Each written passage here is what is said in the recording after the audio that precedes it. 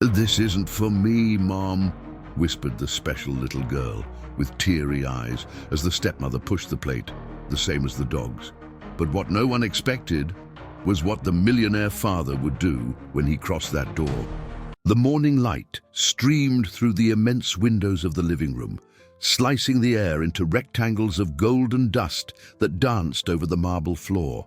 Seated on a Persian rug, its patterns as intricate as the feelings she couldn't name, was Lena.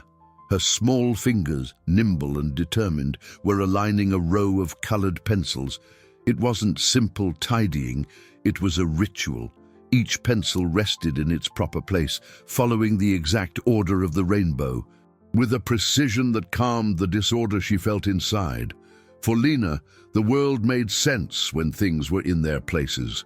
It was her instinct, her way of imposing a small harmony on a house that felt like a museum, beautiful, silent, and cold. She felt the emotions of others as if they were the weather, a draft of cold air when sadness approached, a stuffy heat when anger was contained. And for the past few months, ever since Isabella had arrived, the house had been living under a constant cold front. The door opened without a sound, and the presence of her stepmother filled the space. Isabella didn't walk, she glided. Her low-heeled shoes barely touched the floor, and her perfume, an expensive blend of flowers and ambition, always arrived before she did. She was a woman of sculpted beauty, where every strand of hair and every smile seemed to have been planned in a boardroom meeting. She stopped, observing the scene. Her eyes, a calculating blue, scanned the row of pencils, the rug, and finally landed on Lena. A smile formed on her lips but didn't reach her eyes. To Lena, that smile was like a plastic flower, perfect in appearance, but lifeless. "Good morning, darling," Isabella said, her voice velvety, but with a tone that sounded more like an appraisal. "I see you're already organizing your things. Very good. Discipline is the first step toward elegance." Lena just nodded, her heart beating a little faster. Her little heart's greatest desire was to please, to be the perfect girl everyone expected her to be. She believed, with the purity of her 7 years, that love was a reward for good behavior. Her father, Richard, a man whose fortune was built with the precision of a Swiss watch, loved his daughter in a grand and distant way.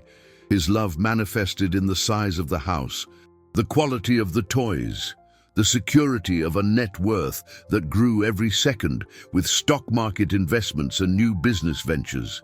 He was a multi-millionaire who saw the world through spreadsheets of profits and dividends, and he sincerely believed that material comfort was the highest form of care. That Sunday morning, he watched his daughter and wife from the head of the dining table, his phone discreetly beside his plate, vibrating with notifications from the capital markets. To him, this scene was the personification of his success, the perfect family in a perfect house, sustained by a wealth that seemed infinite. Lunch was served. The sound of silver cutlery against porcelain was the only music in the room. Lena ate with extreme care, each forkful a mission not to make a mistake, but her small hand, trying to reach for the salt shaker, bumped her plate. A few peas fell onto the white linen tablecloth and rolled to the floor. The sound of them hitting the hardwood echoed like an offense. A heavy silence fell over the table. Richard didn't notice, absorbed in a text about the stock exchange. But Isabella noticed. She set down her fork slowly, the smile still on her face, and stood up. She took a napkin and, theatrically, knelt to clean the floor. Lena, her eyes full of tears, tried to help. "I'm sorry, Mommy. I'll clean it." Isabella gently pushed her hand away. "Don't worry, dear," she whispered, her voice dangerously sweet as she rose. "Here, everything has its place." The phrase hung in the air, and Lena felt a chill run down her spine. She didn't know it yet, but those words were the beginning of everything, the first scratch on her confidence. The first lesson that in this house there was no room for error. In the days that followed, A disciplined silence took over the mansion. Lena became even more careful, her movements calculated to produce no sound, to take up no space. She polished her shoes before putting them away and stacked her books by color and size, seeking in the external order a peace that eluded her within. The tension grew, disguised as routine. Isabella, with her relentless efficiency, filled the girl's days with gifts that felt more like obligations than gestures of affection. There were dresses of expensive fabrics that scratched her sensitive skin, ribbon bows so large they weighed down her head, and patent leather shoes that pinched her feet. Lena received them with a rehearsed smile and a whispered, "Thank you," as she had been taught. Then she would put everything away in its original box, inside the closet, perfectly aligned, and change back into her soft cotton clothes as soon as her stepmother was gone. The gifts were for another girl, a girl in a photograph, not for her. Observing everything from a respectful distance was Clara, Richard's personal assistant.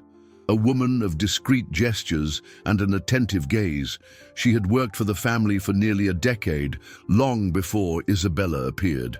Clara knew the house in its days of laughter, when Lena's mother was still alive, and the echo of her absence seemed to resonate louder with each new rule imposed. She noticed the small changes, the meals served at militarily precise times, the doors to rooms that were once always open now gently closing, the frightened look in Lena's eyes that would dart away from hers whenever Isabella entered the room. In a small, black-covered notebook she kept in her purse, Clara began to jot down her concerns.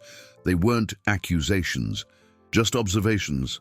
Lena didn't want to go to the garden today, or poked at her food for 10 minutes before eating. It was her diary of conscience, a place to deposit the anguish she couldn't verbalize. At night, Richard's absence became more palpable. He would arrive from the office, the weight of his business etched on his face, bringing with him the scent of a distant world made of contracts, assets, and a never-ending cash flow. He would kiss the top of Lena's head, the automatic gesture of a man whose mind was elsewhere.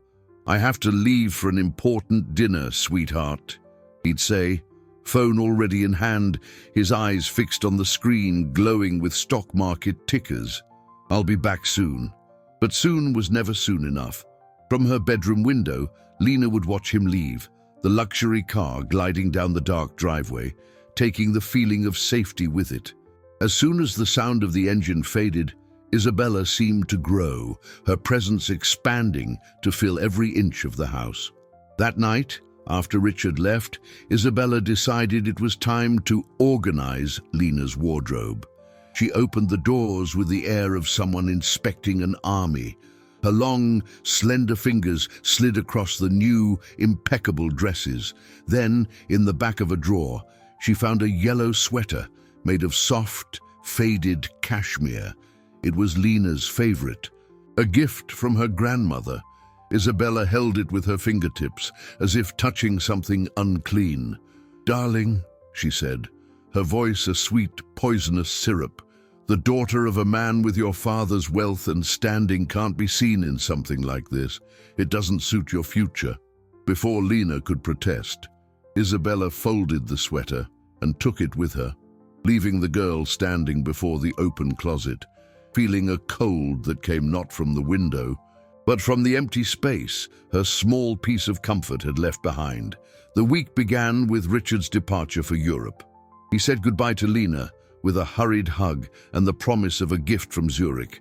"I'm closing a major deal, my angel, a new asset that will yield excellent dividends and grow our legacy even further," he said, the words sounding like a foreign language to the girl.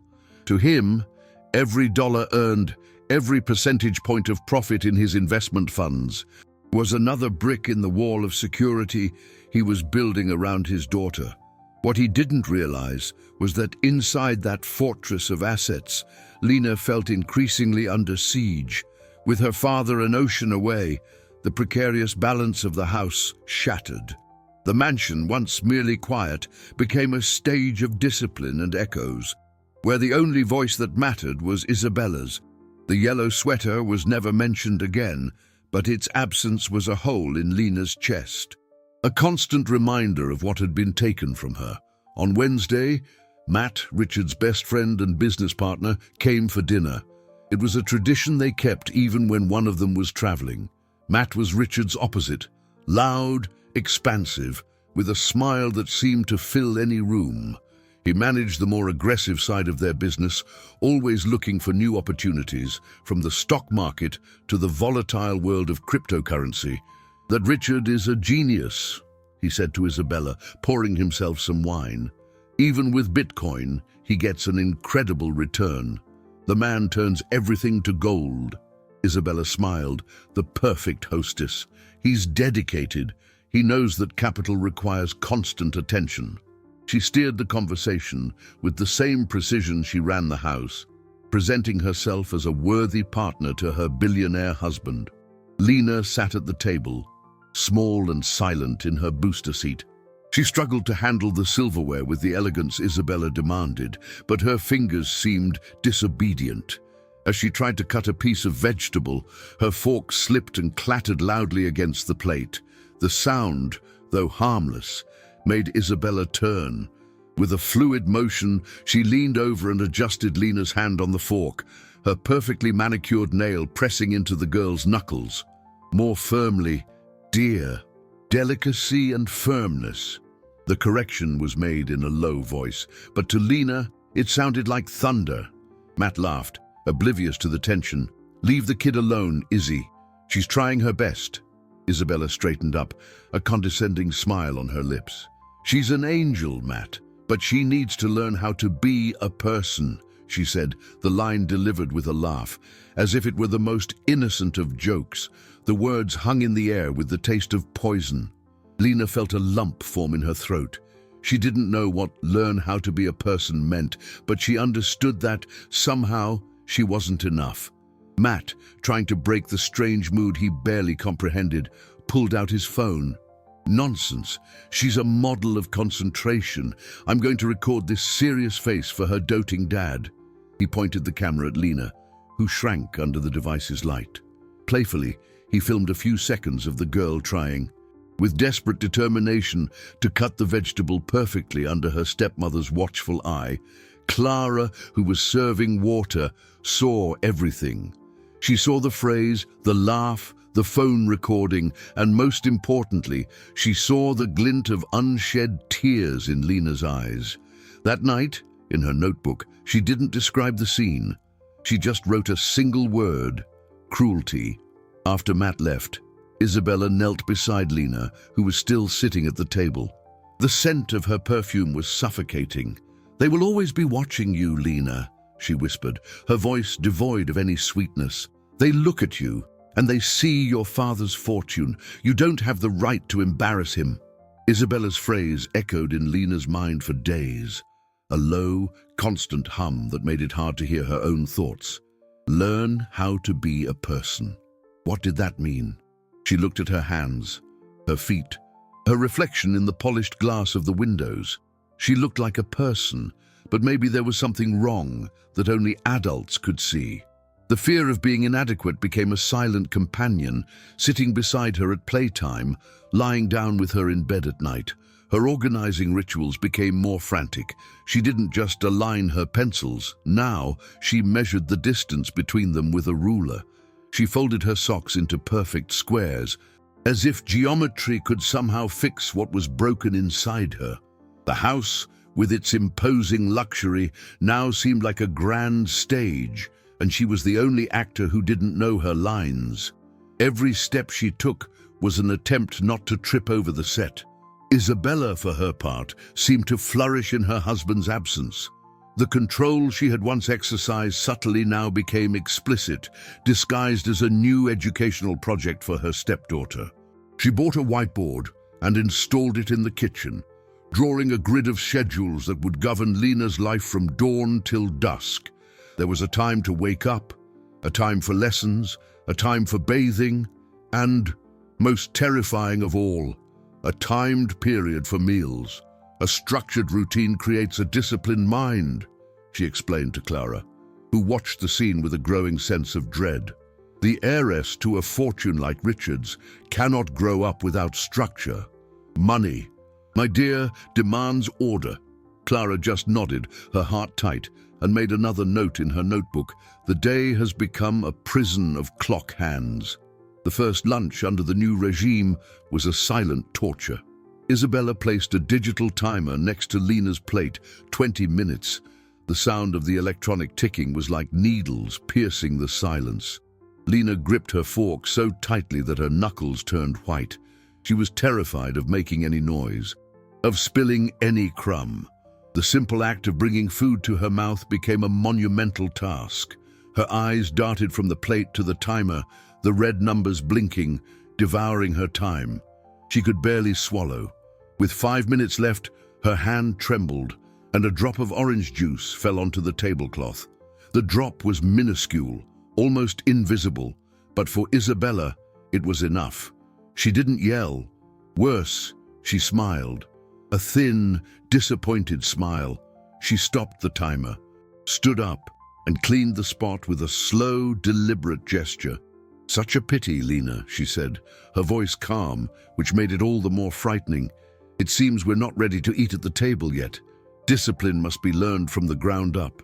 She glanced at the marble floor, a strange glint in her eye. Lena didn't understand the threat. Not completely, but she felt a coldness spread through her body. It was a premonition, a promise of something worse to come. That night, as she tried to sleep, she heard Isabella on the phone in the living room, her voice low but clear. "Don't worry, darling. Everything is under control. I'm just teaching her the value of things. After all, she has to learn to protect the treasure that will one day be hers." Lena squeezed her eyes shut, wishing her father would come home, not knowing that the worst was yet to come, hidden behind the closed door of a lesson she would never forget. The rain was falling outside, drumming against the immense glass panes of the dining room in a melancholic rhythm. The grey sky seemed to have poured its sadness over the Greenwich estate, making the interior feel even more oppressive. Inside, the scent of an expensive lavender-scented cleaning product mingled with another more earthy and damp odor, the family's elderly golden retriever's kibble. Apollo ate from his bowl in the mudroom, and the smell of his food, carried by the humid air, drifted faintly to the dining room, a reminder of a simpler, more instinctual life. Lena sat at the table, her plate of food untouched before her. The digital timer showed 17 minutes remaining. The sound of the rain and the electronic ticking created a symphony of anxiety in her ears. She stared at the food, her stomach churning, her throat tight. Each bite was an attempt not to make a mistake, to be the perfect girl Isabella wanted. Isabella watched from the other side of the table, sipping a glass of white wine. Her eyes never left Lena for a second. They were the eyes of a predator, patient, waiting for the exact moment to strike. She saw the hesitation, the almost imperceptible tremor in the girl's hands, the way she looked at her food as if it were an enemy.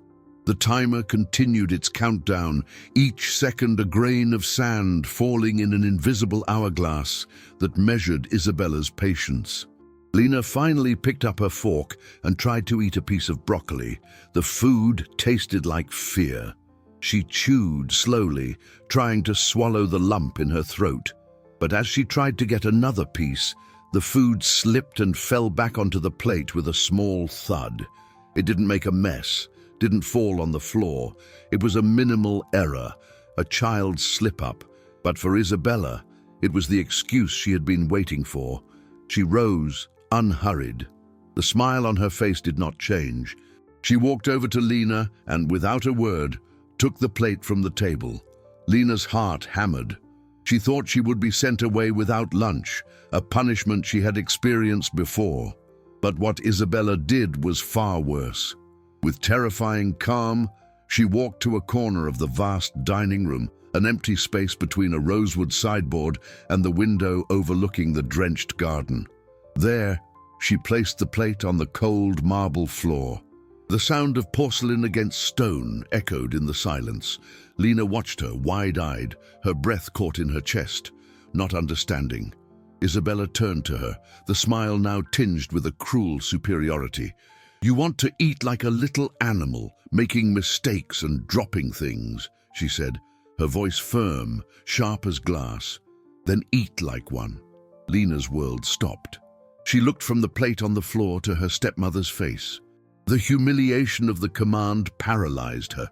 Her eyes filled with tears, but the fear of displeasing, of being an even greater disappointment, was stronger than the pain. She slowly slid from her chair. Every movement was torture. She knelt on the cold floor, the marble chilling her knees through the thin fabric of her pants. Next to her plate, she could see, through the half-open kitchen door, Apollo's bowl with the remnants of his kibble. For a surreal moment, she saw herself as him, kneeling, trying to understand if this was a punishment or a lesson, if the love she so desperately wanted came at this price. She reached a trembling hand toward her fork when, suddenly, the sound of the front door opening cut through the air like a blade. The noise of a key in the lock, the click of the handle. No one breathed. Richard walked in, a bouquet of lilies in one hand and the fatigue of his trip etched on his face. He had come back a day early. For a second, he stood still, his eyes adjusting to the dim light of the room. And then he saw it. His daughter, on her knees on the floor, the plate of food in front of her, the frozen smile on his wife's face as she tried to justify the unjustifiable before she even spoke. His gaze swept over the scene, and the world, for everyone in that room, changed forever. The silence that settled in the room was dense, heavy, almost physical. The scent of the lilies Richard carried mixed with the rain and the humiliation suspended in the air. The millionaire's eyes, accustomed to analyzing complex stock charts and assessing the value of assets in seconds, were now fixed on a simple, devastating scene. The image of his daughter, the reason for his entire empire, kneeling on the marble floor, seemed like a miscalculation in his perfectly planned life. The wine glass in Isabella's hand trembled, an almost imperceptible movement, the only crack in her facade of control. The smile on her lips faltered, turning into a mask of forced surprise. She was the first to break the silence, her voice attempting to sound light, casual. "Richard, darling, you're back early. What a wonderful surprise. We were just playing a game." But the word game died on her lips. There was nothing playful about Lena's hunched posture, nor the silent tears that streamed down her face and dripped onto the cold floor. Richard didn't shout. His anger was a different kind of force, a subterranean pressure that shook foundations. He dropped the flowers onto an armchair, the gesture slow and deliberate, and walked to his daughter. He knelt before her, the expensive fabric of his suit touching the same cold floor. "Lena, my love," he said, his voice choked, trembling for the first time in years. What's happening?" Lena couldn't answer. She only sobbed, a small, broken sound that carried the weight of weeks of fear. He wrapped her in his arms, lifting her as if she were the most precious, fragile thing in the world, and held her against his chest. The warmth of her father's body was a refuge, a safe harbor she thought she had lost. "Never again," he whispered into her hair, more to himself than to her. "Never again." Isabella tried to regain control of the narrative. "It was a misunderstanding, darling. A terrible misunderstanding," she began, her voice gaining a tone of urgency. She was throwing a tantrum, threw herself on the floor. "I was just trying to teach her not to play with her food. You know how stubborn she can be sometimes." For a brief, terrible second, Richard almost believed her. He knew Isabella's power of persuasion, the way she could twist reality until it fit her version. He looked at his wife, at her impeccable beauty and her rehearsed expression of concern. Doubt, like a shadow, crossed his mind. He wanted to believe, because the alternative was too monstrous to contemplate. But then something inside him shifted.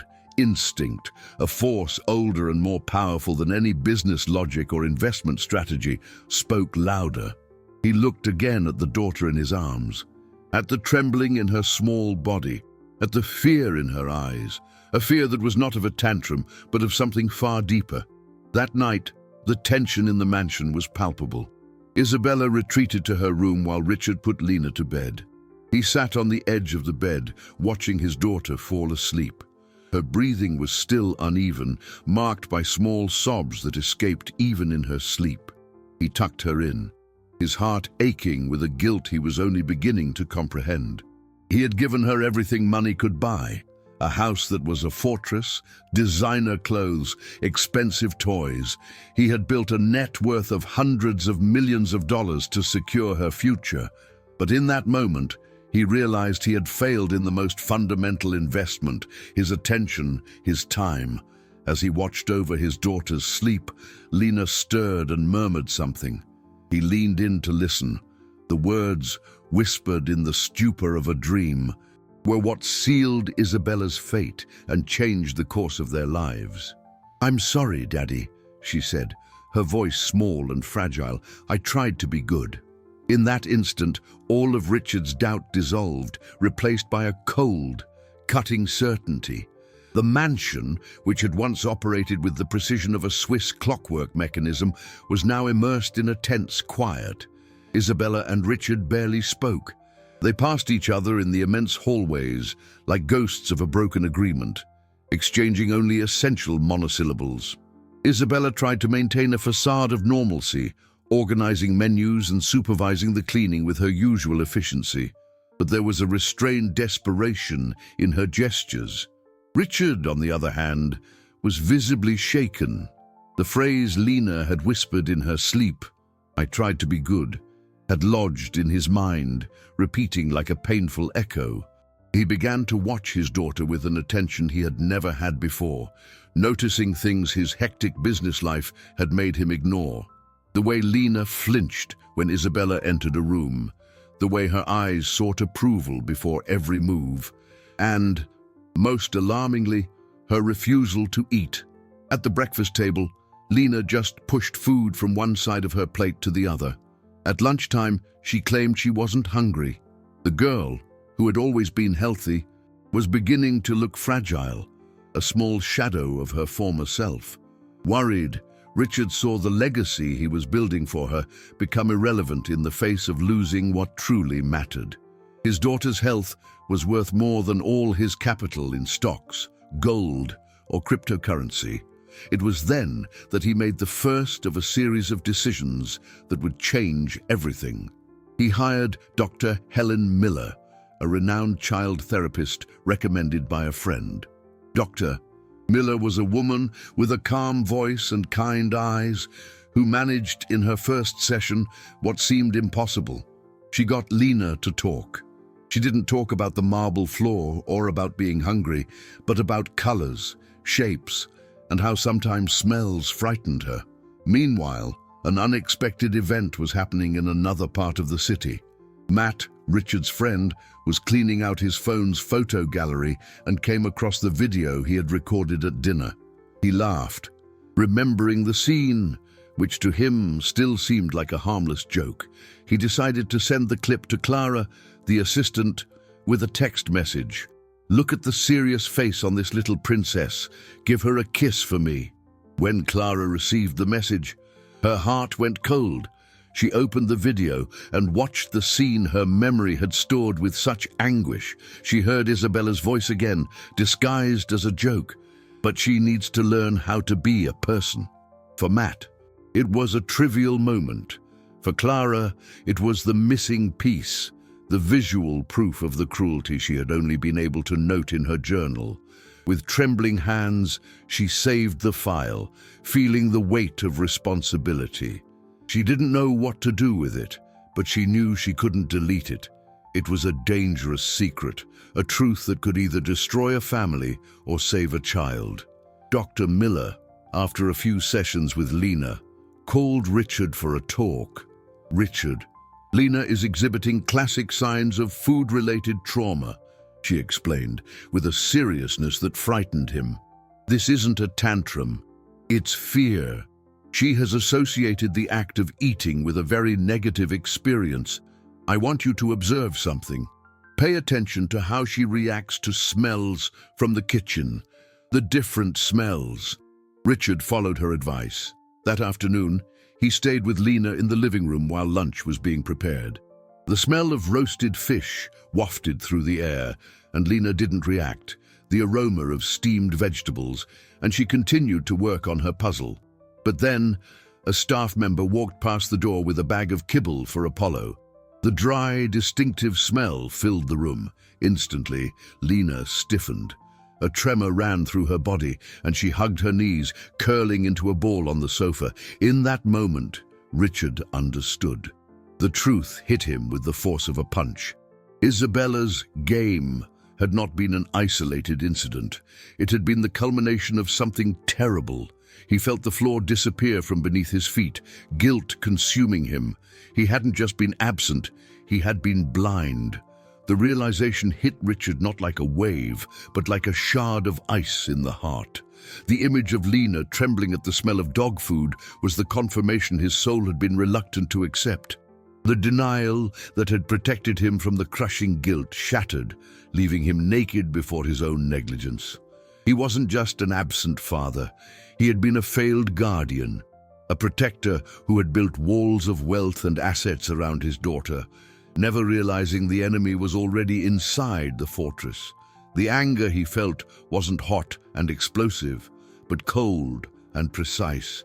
It was the anger of a businessman who discovers a fundamental betrayal in his most precious investment. In that moment, Isabella ceased to be his wife and became a liability, a risk that needed to be mitigated with urgency and without emotion. He knew he would need more than an intuition or a child's traumatic reaction to act. He would need proof, facts, something irrefutable he could present to the world and, most importantly, to himself. While Richard dealt with his new, terrible certainty, Clara fought her own battle.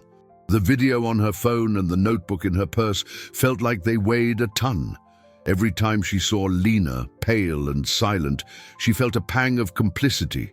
Silence, she realized, was also a form of abuse. She watched Richard, saw the genuine concern in his eyes, the way he now sat on the floor to play with his daughter, trying to rebuild bridges he didn't even know were broken. She saw in him the chance, the opening she needed to do the right thing. The fear of losing her job, of being discredited, was supplanted by a greater sense of duty. She didn't want money or reward. She just wanted the little girl she had watched grow up to be able to smile again without fear. That afternoon, with her heart hammering against her ribs, she knocked on the door of Richard's home office. "Mr. Edwards, may I have a word?" she said, her voice steadier than she felt. He looked up from a cash flow spreadsheet, his face marked with worry. "Of course, Clara, come in." She closed the door behind her, a gesture that sealed her decision. Without preamble, she placed the small black notebook on the mahogany desk. "I've been writing some things down over the past few weeks," she began, her voice trembling. "Things I've observed, changes in Lena's behavior, in the house's routine." Richard took the notebook and began to flip through the pages. The short, precise entries painted a bleak picture of control and growing fear. He read about the timed meals, the closed doors, Lena's refusal to go into the garden. Each word was another nail in his coffin of ignorance. When he finished, his eyes were dark. "Thank you, Clara, this is important." "There's one more thing, sir," she said, taking out her phone. She opened the video and placed it on the desk, facing him. Richard pressed play. He saw the dinner scene, Lena's tense expression, Isabella's smile, and then he heard her voice, crystal clear, tinged with a contempt disguised as a joke. "But she needs to learn how to be a person." The misunderstanding lie disintegrated. The image, the sound, and Clara's notes connected, forming an undeniable and hideous truth. He said nothing for a long moment. He just took a deep breath, the businessman taking control of the father's pain. He looked at Clara, his eyes conveying a gratitude and respect that words couldn't express. "Can you send this to me, and may I keep the notebook?" he asked, his voice low and controlled. "I don't want any money, sir," she whispered, her eyes welling up. "I just want her to be okay." As soon as Clara left, Richard picked up the phone and called the family lawyer, a discreet and ruthless man who managed the legal aspects of his vast business empire. "Arthur," he said, without preamble, "I need you to prepare the divorce papers, and I need total discretion. No one can know yet." There was a pause on the other end of the line. "And, Arthur," Richard continued, his tone as cold as steel, "I'd like you to be present at a dinner I'm hosting here at the house in a few days. A reconciliation dinner." He hung up, the plan already forming in his mind. It wouldn't be a battle of shouts and accusations, but a silent, strategic execution.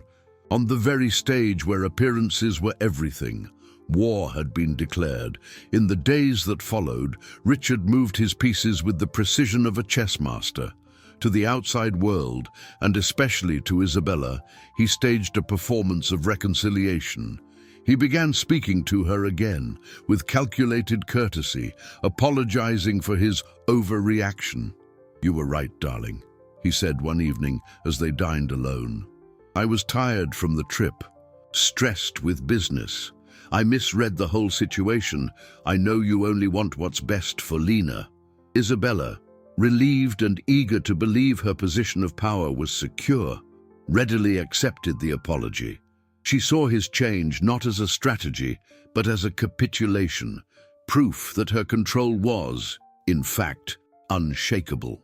The luxury and security the marriage provided were too great a fortune to risk, and she clung to the manufactured peace with all her might. She started smiling again, planning social events, talking about their next trip to Europe. Richard, meanwhile, prepared the ground for the final blow. He confided all the details to his lawyer, Arthur, handing him Clara's notebook and the video file. Arthur, a man accustomed to the complexities of capital and the human liabilities of his billionaire clients, listened with an impassive expression, but his eyes betrayed a restrained compassion. "Leave it all to me. Richard E., he said, the law will protect your daughter and your assets." Discreetly, Arthur prepared all the documentation, the divorce papers, a restraining order, and a settlement proposal that was, in essence, a golden exile. Isabella would receive a significant sum, enough to maintain a comfortable lifestyle, on the condition that she disappear from their lives forever, renouncing any claim to the family inheritance or assets, and most importantly, any contact with Lena. The culmination of Richard's plan was the dinner. He announced it to Isabella as a celebration, a way to show everyone that the crisis had passed. "I've invited your parents and your sister," he said, "and Matt is coming too. I want everyone to see that we're a happy, united family." Isabella was ecstatic. To her, this was the ultimate victory. A dinner with her family, in her multi-millionaire husband's mansion, was a public reaffirmation of her status. It was proof that she had won, that she had successfully molded the family to her image. She spent days planning the event, choosing the best catering service, the most exotic flowers, and a couture gown that cost more than Clara's annual salary. She wanted to shine, to have everyone witness the triumph of her perfectly orchestrated life. On the night of the dinner, the mansion was stunning. Crystal chandeliers cast a soft glow on the guests, who chatted animatedly, champagne flutes in hand. Isabella was the epitome of the gracious hostess, gliding among the guests, her laugh like the tinkling of glass bells.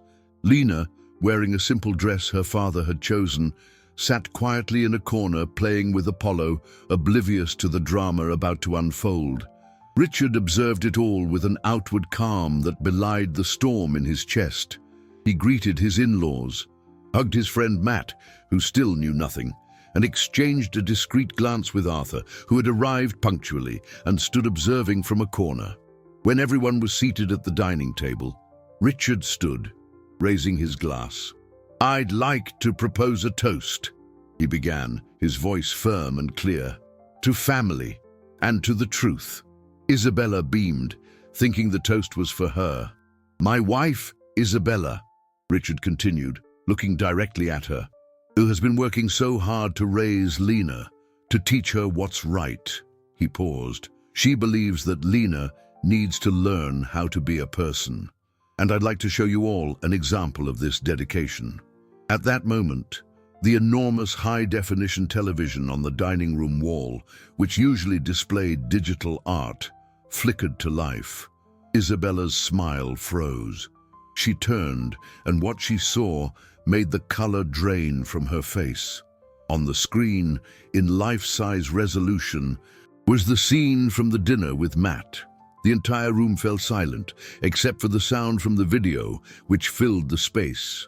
The silence in the dining room was so profound that the sound of Matt's silverware in the video, scraping against Lena's plate, seemed deafening.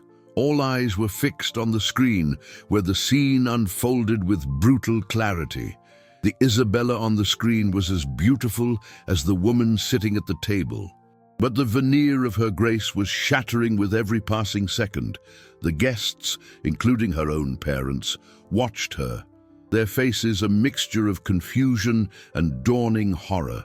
They saw her hand correcting Lena's, saw the condescending smile, and then heard the phrase that would seal her fate, amplified by the room's sound system. "She's an angel, Matt, but she needs to learn how to be a person." The words echoed in the room, stripped of all humor, revealing the cold cruelty they contained. Isabella, frozen for an instant, reacted with the instinct of a cornered animal. She shot to her feet, her chair scraping loudly on the marble floor. "Richard, what is this tasteless joke?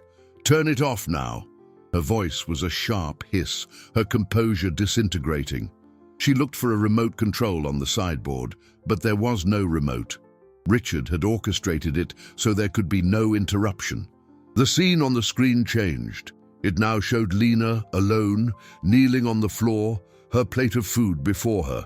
Richard had no video of that moment, but the previous image, coupled with Isabella's phrase, allowed everyone's imagination to fill the gap with the most terrible of conclusions.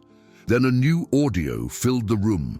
It was Lena's voice, recorded by Richard the night he watched her sleep. The sleepy, childlike voice, pure and devastating, whispered the words that were the final verdict. "I'm sorry, Daddy. I tried to be good." An audible sob came from Isabella's mother. Her father, a man with a stern countenance, looked at his daughter with an expression of profound disappointment.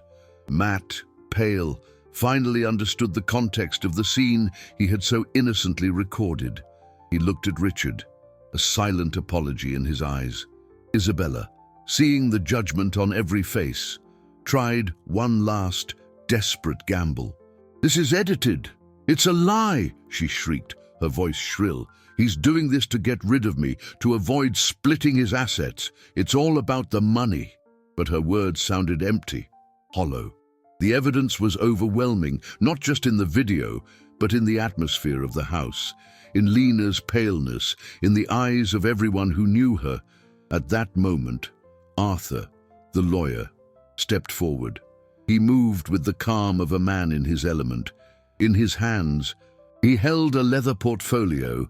"Mrs. Edwards," he said, his voice professional and devoid of emotion, "I believe discussions of my client's assets are inappropriate for this moment. However, since you brought it up..." He opened the portfolio on the dining table over the remains of the feast that would never be finished. "Here are the divorce papers.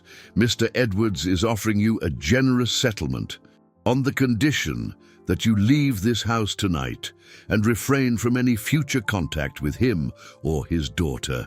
He pushed the papers and a pen toward her.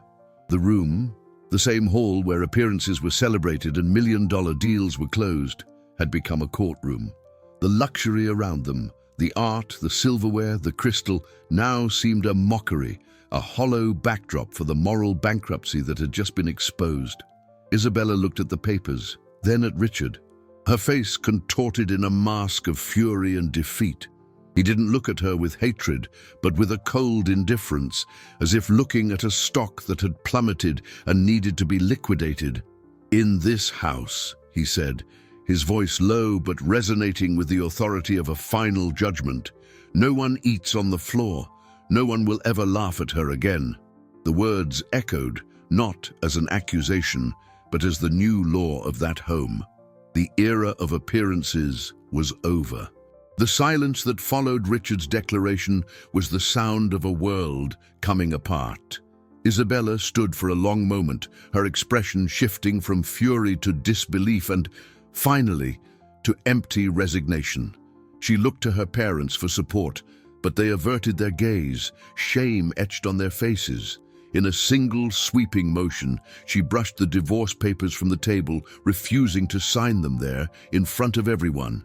Without a word, she turned and walked up the grand staircase, each step an echo of her defeat. Half an hour later, she came down, carrying a single designer suitcase. Her eyes met no one's. She crossed the hall, walked through the door Richard held open for her, and vanished into the night, swallowed by the same darkness from which she seemed to have emerged. The door closed with a soft, final click, ending the bleakest chapter in the house's history. The days that followed were strange, filled with a quiet that was not of tension, but of recovery. The mansion seemed to breathe a sigh of relief, as if a great weight had been lifted from its foundations. Richard dedicated himself entirely to Lena. He postponed meetings, ignored the fluctuations of the stock market, and turned off notifications for his cryptocurrency investments. His greatest asset, he realized, was right here beside him, relearning to trust the world. He let most of the staff go, keeping only the essentials, including Clara, to whom he made a new proposal. One afternoon, as they had lemonade on the porch, he sat down beside her. "Clara," he began, "I can never repay you for what you did.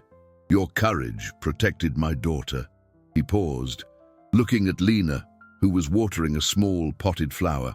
"I don't want you to be an employee anymore. I'd like you to stay on as Lena's guardian, a companion, part of the family, if you'll have us." Clara's eyes filled with tears. She accepted with a nod, crying quietly, not from sadness, but from profound relief. The black notebook was put away in a drawer. Its purpose served. The transformation of the house was a reflection of its inhabitants' healing. Richard had the heavy Persian rugs rolled up and the most ostentatious crystal put away. The cold marble, once the stage for Lena's humiliation, was covered with soft, colorful rugs. He threw open the windows, letting in the air and sunlight, dispelling the last traces of Isabella's expensive perfume. The grand piano, which had stood silent, used only as a decorative piece to impress guests, was played again. Richard was no great pianist, but he picked out simple melodies, lullabies his late wife used to sing. The sound filled the house, not to impress, but to soften the mornings, to build new memories over the old. The luxury that had once defined the space became invisible, overshadowed by something far more valuable: peace. One morning, about a week after Isabella's departure, father and daughter were having breakfast on the porch. The table was simple, with a cotton tablecloth and 2 matching plates. There were no timers, no rigid rules, just the sound of birds in the garden and the warmth of the sun on their faces.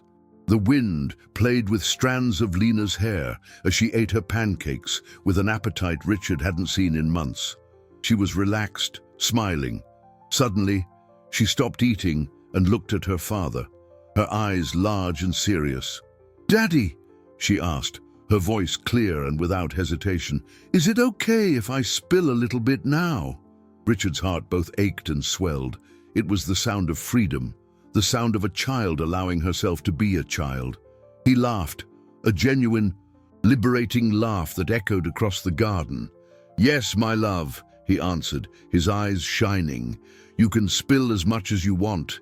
This is your home."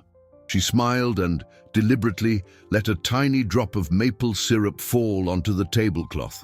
They looked at the small stain and laughed together, a sound that promised a future where love didn't have to be perfect, only true.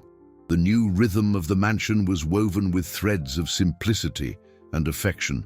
The grandfather clock in the hall, which once seemed to dictate a martial pace for the day, now marked a different kind of time, a time measured in laughter and discovery.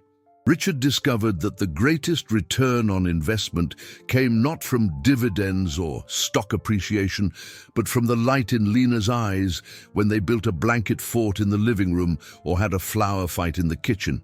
He, the man who commanded a business empire with an iron fist, now found himself disarmed by the logic of a child and the purity of his daughter.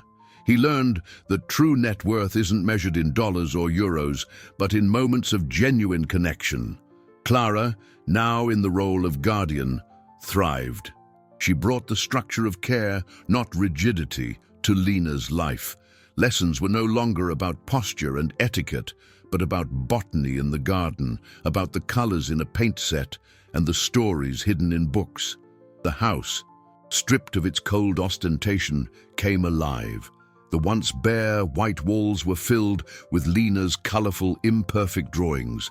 The silence was replaced by music, conversation, and the occasional sound of something breaking, followed not by a reprimand, but by a clean-up done with 4 hands, amidst laughter. Apollo, the old golden retriever, seemed to have a new lease on life, following Lena everywhere, his tail wagging constantly, as if he too were celebrating the new atmosphere of freedom. The mansion had ceased to be a museum of appearances and had become a home, a sanctuary where vulnerability was permitted and perfection was no longer a prerequisite for love. Richard realized that for years he had hidden behind his fortune, using it as both a shield and an excuse for his emotional absence. He had mistaken providing for being present. One afternoon, while organizing the vast library, a task they decided to tackle together, Lena found an old photo album. It was her mother's. Sitting on the floor, they turned the pages. The pictures showed a version of Richard that Lena barely knew, a younger, smiling man, his eyes full of a light that work and grief had dimmed. In every photo, her mother looked at him and at a tiny Lena with a palpable love. For the first time, Richard spoke about her without the shadow of loss, sharing funny stories, memories of happy days. Lena listened, fascinated, touching the images as if she could absorb the love that emanated from them. It was a moment of profound connection, where past and present joined to heal the wounds. "She would have loved to see you like this, so happy and messy," Richard said, his voice thick with emotion. Lena leaned her head on his shoulder. "She is seeing Daddy," she whispered, with the simple wisdom of a child. Lena's healing journey progressed daily. Dr. Miller continued to visit, but now the sessions felt more like chats between friends. She helped Lena find words for her fears and understand that what happened was not her fault. In one of these conversations, Lena asked a question that surprised everyone. "The mean lady, is she okay?" The question, devoid of anger or resentment, was a testament to the purity of her heart. Richard, listening from the doorway, felt a lump in his throat. He didn't know where Isabella was or what had become of her after receiving the first installment of her settlement, but Lena's question made him realize that forgiveness, in its purest form, wasn't about forgetting, but about freeing oneself from the weight of resentment. He walked into the room, knelt beside his daughter, and said, "I hope so, my love. I hope she finds peace, just as we are finding ours." In that moment, the last ghost was exorcised from the house, leaving behind only the promise of a future built on stronger, truer foundations. Spring arrived, and with it, an explosion of color in the mansion's gardens. The rose bushes, once pruned with geometric severity, now grew with a wild and beautiful freedom, their blooms spilling over the stone pathways. The house, which had once been a monument to silence and order, now pulsed with a new, vibrant energy. The windows, always open, let in the song of birds and the smell of damp earth and fresh-cut grass. The most constant sound, however, was Lena's laughter, a sound that had become the soundtrack to their new beginning. She ran across the lawn with Apollo, her hair flying, free from ribbons and rigid styles. The girl who once measured the distance between her pencils now found joy in the disarray of a falling petal, the unpredictability of a butterfly. Her sensitivity, once a source of anxiety, was now her greatest strength. She felt the joy of others and reflected it in a smile that lit up everything around her. Richard, in his office, looked at his computer screen, but for the first time in years, the charts that held his attention were not those of the stock market or the fluctuations of some promising cryptocurrency. They were the photographs he had taken of Lena the week before, during an impromptu picnic in the garden. He smiled. There was a time when he measured his success by the growth of his capital, the return on his assets, the compound interest that turned his fortune into a billion-dollar empire. He had spent his life accumulating assets and a net worth that could sustain generations. But now he understood a deeper truth. His greatest wealth wasn't held in a bank or a treasury fund. It was running in the garden, with dirt on its knees. All the money in the world could not buy the peace he felt now, the certainty that he was exactly where he needed to be. He had finally understood that the best investment a father can make doesn't yield dividends in dollars, but in memories. In the garden, Clara was helping Lena plant a small sunflower. "It will grow very tall, Lena, and it will always face the sun," Clara explained, her voice full of affection. Lena looked at her, then at the blue sky, and said, "Like us, Clara, we always face the sun now." The simplicity of the observation was so profound that Clara felt her eyes well up. She hugged the little girl, breathing in the scent of childhood and happiness. Her role in this house had transformed in ways she never could have imagined. She was no longer an employee, but a confidant, a mentor, the anchor of affection that had helped guide this small family out of the storm. She had found here not just a job, but a purpose and a home. Richard came out of the office and joined them in the garden. He no longer wore his expensive suits at home. He was in jeans and a simple shirt. He knelt in the dirt beside his daughter, not caring about getting messy. Lena scooped up a handful of soil and put it in her father's hand. "Your turn to help, Daddy." He laughed and helped firm the small seedling into the ground, the three of them, together, tending to a new life. In that moment, under the afternoon sun, the mansion in the background no longer seemed a symbol of oppressive wealth, but a hard-won home, a haven of true love. Richard looked at his daughter, at the woman who had become like a sister to him, and felt an immense gratitude. The journey had been painful, a trek through a desert of neglect and appearances, but they had reached the other side. They had learned that true elegance is not in the perfection of the facade, but in the courage to protect innocence, and that the greatest luxury of all is not gold or diamonds, but the peace of a heart that loves and is loved in return.